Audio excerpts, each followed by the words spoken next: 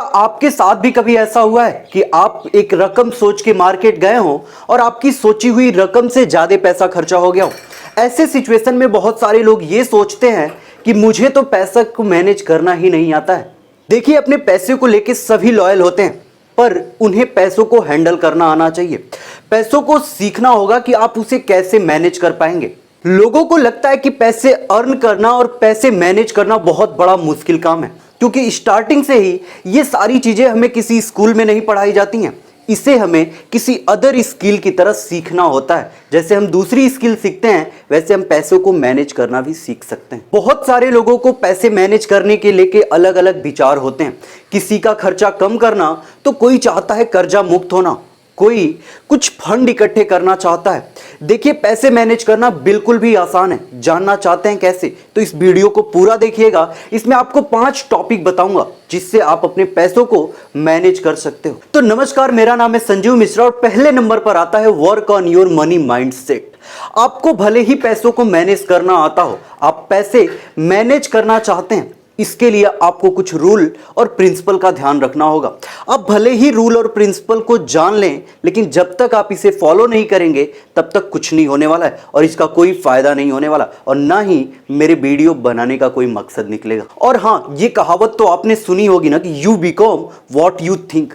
आप जो सोचते हैं आप वैसा ही बन जाते हैं। बहुत सारे लोग ये सोच रहे होंगे कि मैं सोच तो लेता हूं पर मैं बन नहीं पाता, मैं कर नहीं पाता। एक और लाइन आपको बताता हूं कि मानव जब जोर लगाता है पत्थर भी पानी बन जाता है। ये कहावत अगर आपने सुनी है तो डेफिनेटली आप इसको पालन करिए, आप कर पाएंगे, आप वो चीजें अचीव कर पाएंगे जो आप करना चाहते हैं। दूसरे नंबर पर आता है set goal and create plan. हर किसी का कोई ना कोई सपना या कोई ना कोई प्लान जरूर होता है अपने पैसों को लेके। वो अपने बचाए हुए पैसों से कहीं कोई ट्रिप पे जाना चाहता है, तो कोई उससे कार या बाइक खरीदना चाहता है। आप पैसों से चाहे जो कुछ भी लेना चाहते हो, जब आपके दिमाग में कोई प्लान क्लियर होगा तो पैसों को मैनेज करना भी आपके लिए आसान हो जाएगा। एक प्लान तैयार करके रखना इसलिए भी जरूरी हो जाता है क्योंकि इससे आपके गोल तक पहुंचने का रास्ता स्टेप बाय स्टेप मिल जाता है। मान लीजिए आप रिटायरमेंट होना चाहते हैं, उसके लिए पैसा बचाना चाहते हैं, या फिर किसी ट्रिप पे जाना चाहते हैं, उसके लिए पैसा बचाना चाहते हैं।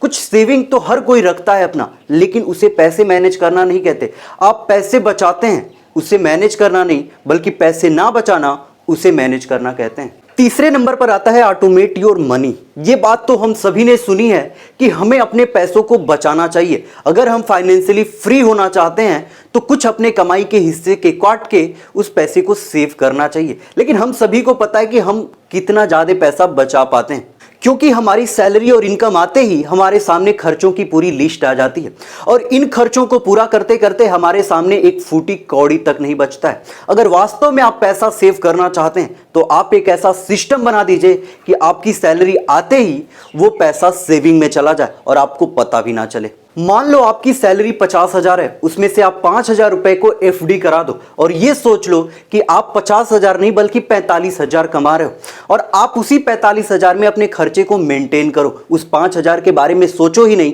यकीन मानो कि आज से 20 साल बाद अगर वो 5,000 सेव होता रहा हर महीने तो आप करोड़पति भी बन सकते हो।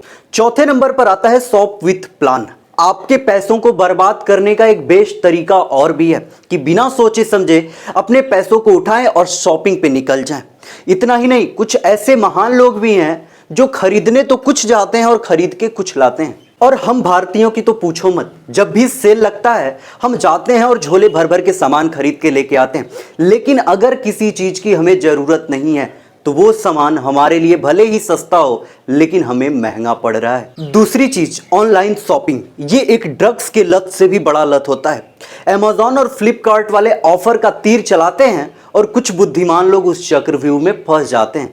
उन्हें लगता है कि वाह, अब ये चीजें दोबारा जिंदगी में कभी देखने को भी नहीं मिलेंगी और ना ही मैं कभी इसे खरीद पाऊंगा। भाई, जिस चीज की जरूरत नहीं है ना, उसे खरीदना एक पाप के समान है। तो आप अपने पैसों को अगर बचाना चाहते हैं तो ऐसे डिस्ट्रैक्शन से बचें। 5वें नंबर पर आता है stop using consumer goods by happiness.